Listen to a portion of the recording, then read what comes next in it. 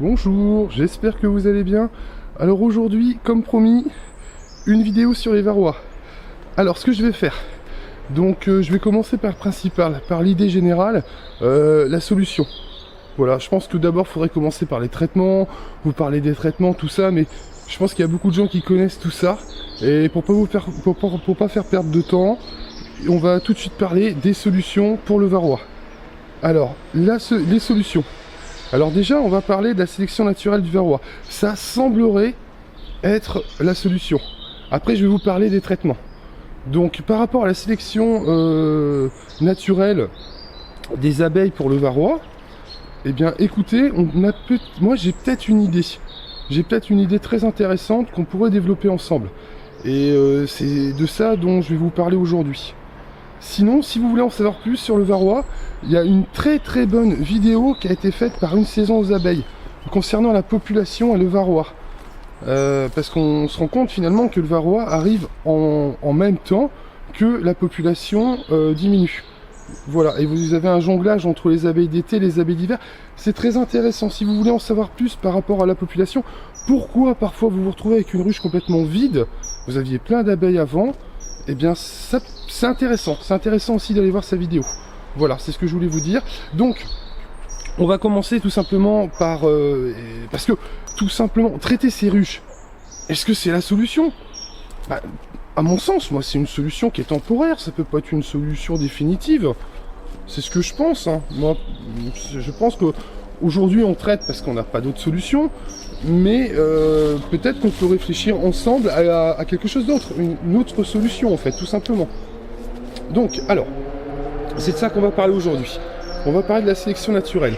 Alors, au niveau de la sélection naturelle, vous avez des gens, moi, qui m'inquiètent énormément, parce qu'ils vont vous dire, oh bah écoutez, vous ne traitez plus du tout, vous ne faites plus rien, vous laissez les ruches qui ne résistent pas au varroa, vous les laissez mourir, et puis c'est tout.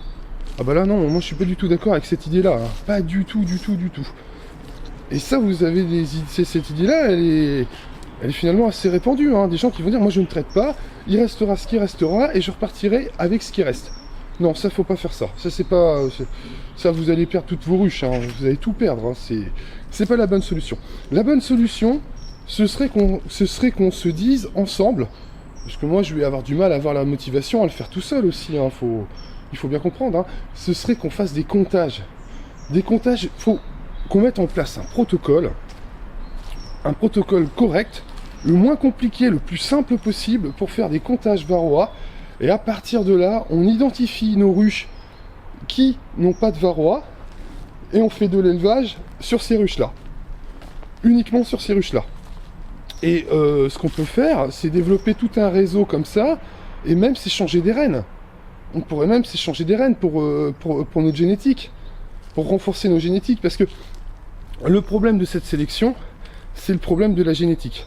Parce que si par exemple vous avez 100 ruches, et vous vous retrouvez avec 5 ruches qui tournent, qui n'ont pas du tout de varroa, bah ça suffira peut-être pas génétiquement, 5 ruches, ça va être un peu juste. Donc ça pourrait être intéressant aussi de faire des échanges avec des gens qui, comme ça, qui ont des reines qui résistent au varroa, des génétiques qui résistent au varroa. Donc vous comprenez la démarche? En fait, la démarche, elle est simple, finalement, on fait des comptages sur nos ruches. Les ruches qui n'ont pas de varroa, eh bien, on ne fait plus de traitement dessus, on ne traite plus du tout, c'est très simple. Et on les surveille. On regarde si c'est un coup de bol ou si ça tient. Voilà. Il ne s'agit pas de plus traiter et de se dire celle-là elle n'a pas de varroa, je ne traite plus. Non, non, on les surveille fortement pour que comme ça, on puisse identifier si vraiment la ruche continue son parcours sans varroa. Et pour les ruches qui ont des varroa, eh bien, écoutez, on traite. Mais on ne fait pas d'élevage dessus. Voilà. On décide de ne pas faire d'élevage sur les ruches qui ont des varroa. On ne fait que de l'élevage sur les ruches qui n'ont pas de varroa. Et on regarde ce que ça donne. Et on essaie de bosser comme ça pendant 2 ans, 3 ans. Je ne sais pas si ça va être possible pour moi cette année. Hein. Et on fait ça comme ça. Par exemple, on se dit, on fait 3 comptages varroa dans l'année. Alors, est-ce que des comptages classiques, mort naturelle du varroa, est-ce que ça, c'est ce qui me semblerait le plus simple, est-ce que ça peut être une bonne idée selon vous, comme protocole, la mortalité naturelle des varroa pour faire tout simplement des comptages. Parce que vous comprenez bien que si on doit faire les comptages sur toutes nos ruches, il faut qu'on fasse le protocole le plus simple pour tout le monde. Voilà, il ne s'agit pas que les gens s'écroulent sous le travail, s'épuisent comme des dingues pour faire ça. Mais il faut le faire, de toute façon, il faut le faire, on est obligé de le faire. C'est une responsabilité mutuelle. Hein. Peut-être qu'en faisant ça, on pourra trouver une solution contre le varroa. Peut-être, hein, c'est toujours pareil. Je ne suis pas en train de vous dire que la sélection naturelle, ça marche, je ne sais pas. Il semblerait que ça marche. D'après ce qu'on lit, d'après ce qu'on entend, il semblerait que ça marche. Donc, est-ce qu'on peut pas, ensemble, on se motive tous ensemble, parce que, nous, on sait ce que c'est que le boulot. Hein. On sait ce que c'est de faire des comptages et des trucs comme ça. S'il faut faire ça sur toutes ces ruches, vous imaginez le boulot que ça va représenter. Donc, il faut qu'on se motive ensemble pour le faire. Je vous dis honnêtement, je ne sais pas si j'ai la motivation cette année, je ne pense pas. Mais peut-être que je vais quand même jeter des coups d'œil. Mais si on veut vraiment être sûr, il faut faire des comptages plusieurs fois sur l'année pour vraiment avoir un super suivi et vraiment se dire, j'ai pas traité cette ruche-là parce qu'elle n'a pas de varroa, parce qu'elle a très peu de varroa, parce que je suis en train de faire une expérience, un truc qui va peut-être tout changer. Je sais, j'exagère un peu, mais imaginez si ça fonctionne. Si, comme ça, sur plusieurs années, on identifie les ruches qui n'ont pas de varroa, on fait des échanges de reines, on fait de l'élevage sur les ruches qui n'ont pas de varroa, et on se retrouve finalement au bout d'un moment avec des ruches qui n'ont plus du tout de varroa. Je ne sais pas si vous imaginez le rêve de tout apiculteur, ne pas avoir de varroa. C'est votre rêve aussi, hein, je sais bien. Hein. Et je sais que c'est votre rêve aussi de dire, moi je ne traite plus. Et c'est une fierté ça. Pour moi, ce serait une fierté de pouvoir dire... Vous savez, moi, je suis en conventionnel. Hein. Donc, vous voyez, hein. Moi, je n'en peux plus. Je n'en peux plus, je n'en peux plus, je n'en peux plus. Donc, la solution, ça pourrait être celle-ci. Dites dans les commentaires ce que vous en pensez. N'hésitez pas à dire si vous trouvez que c'est une bonne idée, ou si vous dites, ou si ça a déjà été essayé, s'il y a déjà des choses comme ça qui ont été essayées, qui n'ont pas marché. Ça m'intéresse. C'est pas parce que d'autres ont essayé que ça n'a pas marché que j'ai pas envie d'essayer. Attention, hein. Mais bon, ça m'intéresse. Donc, vous comprenez, l'objectif, on contrôle plusieurs fois dans l'année sa ruche, le varroa. À partir du moment où les ruches n'ont pas de varroa, on ne fait plus de traitement. On les identifie, on les surveille et on fait de l'élevage sur les ruches qui n'ont plus de varroa. Les ruches qui ont des varroa, on les garde, hein, on ne va pas les tuer. Hein. On les garde pour faire du miel, mais on ne fait plus d'élevage dessus. Voilà. Vous comprenez la technique? Comme ça, on voit si franchement cette génétique, elle peut gérer le fait qu'il n'y ait plus du tout de varroa. Donc voilà ce que je voulais vous dire. Je pense que je voulais commencer la vidéo par ça parce que c'est le plus important. Voilà, c'est tout simplement le plus important. Sinon, ce que vous avez aussi, si vous ne voulez pas traiter, et ça c'est efficace aussi. Hein. Ça pourrait être intéressant de faire que ça et plus de traitement et des comptages varroa. Ce serait des cadres de couvain de mâle. Alors malheureusement, je suis désolé, je suis parti vite, j'ai oublié de vous en apporter un. Je vous montrerai sûrement dans une autre vidéo les cadres de couvain de mâle. Alors je vous explique, on met ça au printemps en bordure de couvain, toujours en bordure de couvain. Et là, vous avez tout simplement vos abeilles qui vont construire des cellules mâles. La reine va prendre des mâles dedans, et là, à ce moment-là, avant que les mâles naissent, vous les enlevez. Et vous allez vous rendre compte que dans ce couvain-là, c'est infesté de varroa. Parce que le varroa préfère pondre dans le couvain de mâle. Donc quand vous enlevez ça, c'est triste pour les mâles parce qu'ils vont mourir, mais vous enlevez une quantité de varroa qui est considérable et aucun traitement sur vos reines ni vos abeilles. C'est dur à faire psychologiquement. On n'a pas envie de faire ça parce qu'on sait qu'on va tuer des mâles. On n'a pas envie de tuer des mâles, mais derrière vous assainissez votre ruche. C'est extrêmement efficace. Il y a beaucoup d'expériences scientifiques qui ont été faites par rapport à ça. C'est super efficace. Les cadres de couvain de mâle, allez voir sur internet. Malheureusement, je m'excuse. Hein, si je trouve une petite vidéo, je vous la mets en lien. Je vais vous mettre deux vidéos en lien. Je vais vous mettre la vidéo d'une saison aux abeilles. Si vous voulez en savoir plus sur la population des abeilles et la mortalité des varroas, il fait toujours du super travail, lui, avec des tableaux, tout ça. C'est un chef. Hein. Donc c'est pour ça, je vous mets aussi sa vidéo parce qu'elle est très intéressante. Il me semble, et je ne veux pas dire de bêtises, mais il me semble qu'il avait fait aussi tout un truc sur le varroa aussi cet été. Donc allez voir sur les traitements, tout ça. Il avait fait des choses. Moi j'avais trop de travail, j'avais pas eu le temps d'aller voir, j'ai pas eu le temps de retourner voir, mais je crois aussi qu'il avait fait des vidéos sur tous ces sujets-là. Voilà, en tout cas je vous mettrai en lien la dernière vidéo qu'il a fait avec la population parce qu'elle est très très bien cette vidéo. Très très bien, elle est très bien faite. Donc c'est pour ça j'ai envie de vous mettre ça parce que bon, il a bien bossé et je pense qu'il mérite qu'on aille voir sa vidéo. Alors, Donc, les 4 de couvain de mâle, très très bien si vous voulez pas traiter. Les comptages varroa, comme on vient de dire. Surtout, mettez-moi en commentaire ce que vous pensez de la première idée. Comptage varroa, on arrête de traiter, on fait de la sélection naturelle. Surtout, s'il vous plaît, mettez-moi en commentaire. Parce que moi j'ai envie de savoir ce que vous en pensez de cette idée. Si vous pensez que c'est une bonne idée et si vous pensez que finalement c'est peut-être la seule solution qu'on pourrait avoir. Parce que les traitements, c'est pas une solution. Hein. C'est pas du tout une solution les traitements. Justement, on va en parler maintenant. On va parler des différents traitements. Moi, je vais vous dire ce que j'en pense. Et puis voilà.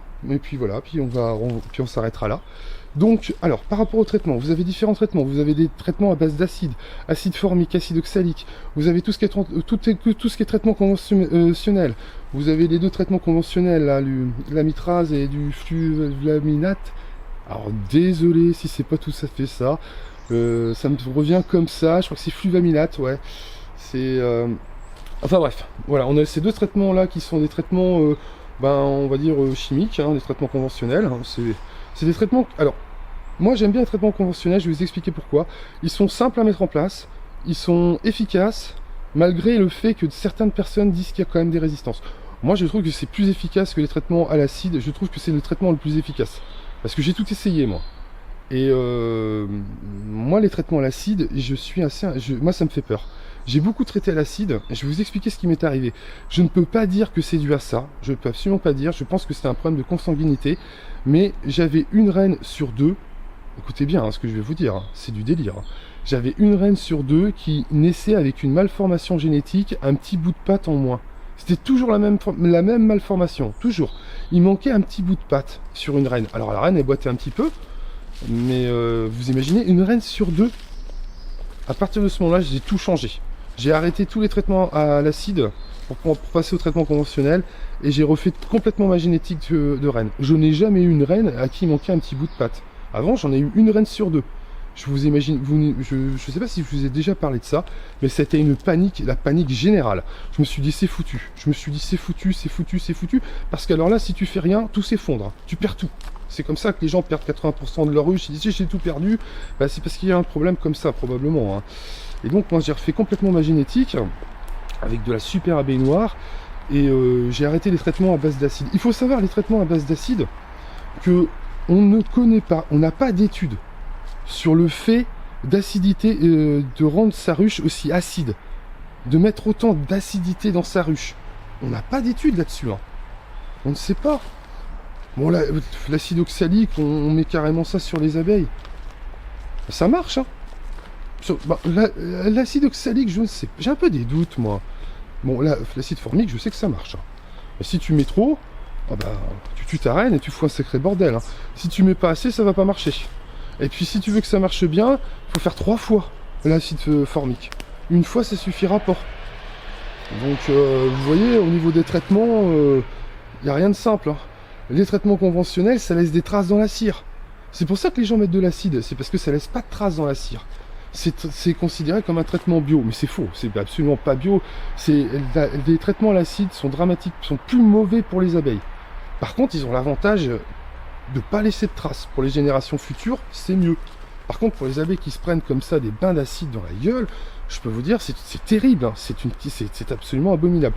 Alors, on va parler aussi des huiles essentielles. Alors, les huiles essentielles, vous êtes des criminels. Les gens qui me disent, je vais encore me prendre des pouces négatifs, alors mettez des pouces positifs aussi, parce que les gens, on a des pouces négatifs, vous êtes des criminels. Parce que franchement, moi, au début, quand j'ai commencé, un peu neuneux, un peu bené, bon, j'ai mis des huiles essentielles, je me suis dit, bah ouais, mais il y a des gens qui disent que ça marche. Et je me souviens d'un bon professeur apiculture qui me disait, ça ne marche pas, ne perds pas ton temps avec ça, ça ne marche pas. Il n'arrêtait pas de me répéter, ça ne marche pas, on a déjà essayé. Et qu'est-ce qu'il était gentil avec moi, ce monsieur. Car il m'a tout appris. Et en effet, j'ai tout arrêté, j'ai fait exactement comme il me disait, va en traitement conventionnel. Lui, il me disait à l'époque, parce que je lui disais, merde, j'ai encore eu 30%, 35% de mortalité. Il me regardait avec un petit sourire, et puis il me disait comme ça, il me disait, mais toi, t'es en bio ou t'es en conventionnel? Je lui dis, je suis en bio, il me dit, c'est pour ça. Il me dit, tous les gens qui viennent me voir pour me dire ça, ils sont tous en bio. Il me dit, passe en conventionnel, tu verras, tu auras beaucoup moins de mortalité. Donc je l'ai écouté, je suis passé de 30% à 15% en mortalité. J'ai divisé mes mortalités par 2 en ayant écouté ce monsieur. Lui, il a moins de 10% de mortalité, ce mec-là. Hein. Ah oui, hein. Moins de 10% de mortalité. C'est un champion. Donc, bah voilà, c'est ce que je voulais vous dire. Donc, les traitements à l'acide, bah écoutez, on n'a pas assez d'études, tout simplement. On nous dit de balancer plein de trucs sur nos abeilles, mais c'est pas une bonne idée. Les traitements conventionnels, c'est une catastrophe. Ça, moi, c'est ce que je fais. Hein. Malheureusement, ça laisse des traces dans la cire. Donc, vous laissez des traces dans la cire, dans votre cire, d'amitraz, de fluvaminate, de ce que vous mettez. Donc, ça peut pas continuer non plus. C'est plus possible de continuer comme ça. Donc moi maintenant ce sera comptage avant les traitements. C'est fini. Hein. C'est un truc chiant en plus à faire, mais est-ce que c'est la seule solution? Voilà, je pense que c'est la seule solution. On n'a pas vraiment d'autre solution. Savoir s'assurer qu'il y ait ou qu'il n'y ait pas de varroa dans sa ruche. Voilà. Au niveau des traitements, je crois qu'on a fait le tour. Hein. On a parlé de l'acide formique, on a parlé des traitements conventionnels, on a parlé de l'acide oxalique, oh, les huiles essentielles, oh, des criminels, vous êtes des criminels, vous êtes des assassins avec vos huiles essentielles. Attention, j'adore les huiles essentielles et je m'en sers pour moi, hein. C'est génial, mais pour les ruches ça fonctionne pas. C'est un truc de criminel, hein. Ça fonctionne pas, et puis les gens pensent qu'ils ont fait quelque chose, alors qu'en fait ils vont perdre la moitié de leur ruche. Non, arrêtez vos conneries, parce que ça c'est pas bien par contre, ça c'est vraiment pas bien. Bon, moi par contre je trouve que ça marche, j'adore les huiles essentielles, hein, je m'en sers, hein, j'ai même un appareil pour les diffuser à la maison. Je suis pas un anti-huile essentielle, mais je suis un anti-huile essentielle dans les ruches parce que moi ça m'a dupé, ça m'a trompé, ça m'a fait perdre des ruches, ça m'a fait perdre du temps. Voilà, donc arrêtez vos conneries avec ça. Ça, je suis en colère avec ces machins-là, voilà. Alors, il y a aussi les fils de cuivre. Alors les fils de cuivre aussi, ça semblerait ne pas marcher. Si vous avez un avis contraire par rapport à ça, mettez en commentaire. Mettez en commentaire, parce que peut-être que les gens qui ont essayé, ils l'ont mal fait. Peut-être que vous faites différemment, et que vous avez une méthode et que ça fonctionne. Mais bon, je ne crois pas au Père Noël, mais peut-être que quelqu'un a trouvé des haricots magiques, je ne sais pas moi, j'en sais rien, vous allez me dire. Mais bon, voilà, si vous ça marche, dites quand même dans les commentaires, n'ayez pas honte, et que personne ne mette rien, laisse les gens s'exprimer librement. Voilà, soyez sympa avec les gens, même si vous avez essayé que ça n'a pas marché. Expliquez bien, et puis éventuellement faites une vidéo, montrez des photos, je diffuserai par rapport à ça. Parce que ça m'intéresse, mais bon, je suis pas non plus complètement niais, complètement naïf, j'y crois pas trop. Voilà, j'y crois pas trop, parce que... mais on ne sait jamais, c'est toujours pareil, on ne sait jamais. Donc voilà, et je vais parler du dernier traitement, qui est de la merde aussi, c'est le thymol. Alors c'est pareil, hein, ça fait partie des traitements, on va dire, naturels, biologiques, mais c'est une catastrophe. Quand vous mettez du thymol, votre reine, elle est souvent tellement perturbée qu'elle est même plus capable de pondre. Ça dure pendant 3 semaines, 1 mois, je ne sais même plus combien de temps on met cette saloperie. Et les abeilles sont complètement perturbées. Et alors là, vous perdez des ruches. Ah, le thymol, c'est un désastre. C'est pas bon du tout. Hein. Et si vous utilisez du thymol, bah, vous allez me dire, ouais, en effet, je perds pas mal de ruches. Bah ouais, vous perdez plein de ruches avec le thymol, hein. C'est pas bon du tout. Vous n'allez pas les perdre tout de suite, hein. C'est après que vous allez les perdre. Vous allez les perdre 2 mois, 3 mois, vous allez perdre 2 mois, 3 mois après. Parce que la ruche, elle s'en remettra pas de ce que vous allez lui faire. On se rend pas compte, hein. On nous dit mettez ça, c'est bien, c'est testé, bidule et tout. Mais non, faites gaffe à ce que vous mettez. Je trouve que le mieux, ça reste les traitements conventionnels. Mais attention, j'utilise des traitements conventionnels depuis pas très longtemps. Donc attention au deuxième effet. C'est-à-dire effet des résistances aussi. Parce que les traitements conventionnels, certains disent, moi j'ai des résistances, ça ne fonctionne plus. Qu'est-ce que je fais? Ah mon pauvre, je ne sais pas. L'acide formique, il n'y aura jamais de résistance par exemple. C'est l'acide formique. Mais l'acide formique, ça flingue les reines, ça met une acidité très importante dans la ruche, et en plus il faut le faire plusieurs fois. Si vous faites qu'une seule fois, bah, ce sera un traitement très... Le mieux du mieux, c'est les 4 de couvain de mâle. Et les comptages. C'est-à-dire on ne traite pas les ruches qui n'ont pas besoin d'être traitées, et puis tout simplement on fait des comptages sur les ruches, tout simplement on fait des comptages pour savoir. Voilà, celles qui ont des varroas, bah, on fait un traitement, celles qui n'ont pas de varroa, on ne fait pas de traitement.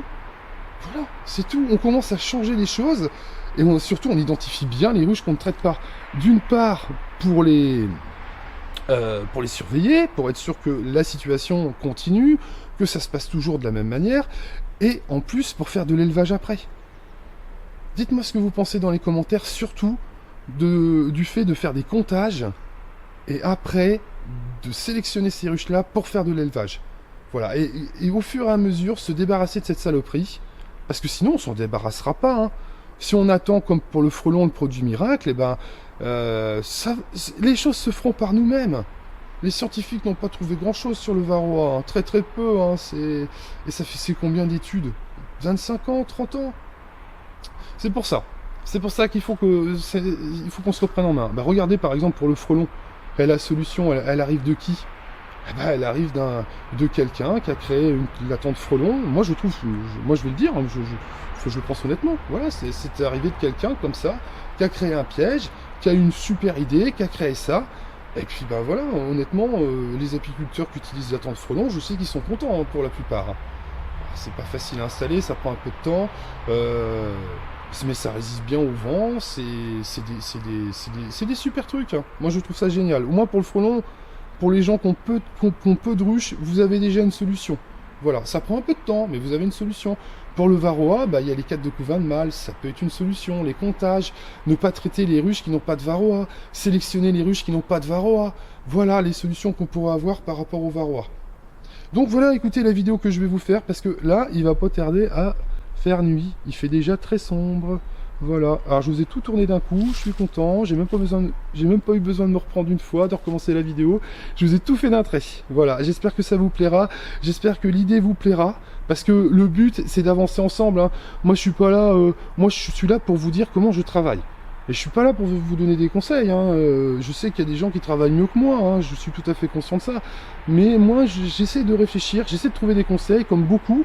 Et à partir de là, bah, écoutez, on essaie de trouver des solutions, on essaie de voir si éventuellement ça pourrait être possible de ne plus traiter ces ruches et d'avancer ensemble vers cette solution qui, à mon sens, à vérifier, serait la seule solution, la seule et unique solution. On arrête de traiter et on ne traite que les ruches qui ont des problèmes et on les élimine au fur et à mesure, ces ruches-là. Voilà, on ne reprend pas cette génétique-là. Ok? Vous êtes d'accord? Bon bah si c'est le cas, je vous souhaite un super week-end et je vous dis à bientôt pour une nouvelle vidéo. J'ai reçu mon Graal, j'ai reçu ma roue. Donc il reste plus qu'à la monter la semaine prochaine. Et peut-être que la semaine prochaine, il y aura peut-être une petite vidéo, peut-être sur le Graal. Allez savoir, parce que sinon ce sera sur un autre sujet. Et bien sur ce, je vous souhaite un très très beau week-end et je vous dis à bientôt.